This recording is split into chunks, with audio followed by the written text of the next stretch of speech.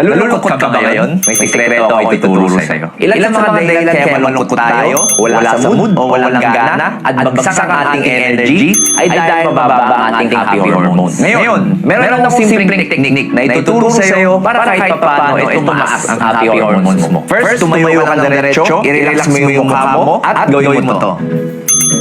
Umiti ka kahit walang dahilan. Ang nangyayari kasi kapag nagko-contracto yung muscles natin sa mukha, nagsasend yan ng signal sa brain. And na-interpret yun ng brain natin na masaya tayo. So ang resulta, si brain magpuproduce siya ng maraming happy hormones. So pag umiti ka kahit walang dahilan, asahan mong tataas ang energy mo. Nakakatawa lang talaga o kaya magmumukha ka talagang tanga pag ginawa mo ito mag-isa. Pero scientifically proven po ito as mood booster. Siyempre, ilan din sa mga tips para tumaas ang ating happy hormones. Dapat mababad tayo sa araw, umiwas sa mga stress, lalo sa mga marites, at kumpletuhin ang ating tulog. So kung may tropa ka nang umingiti mag-isa, baka ito na ang dahilan. Tag mo siya dito.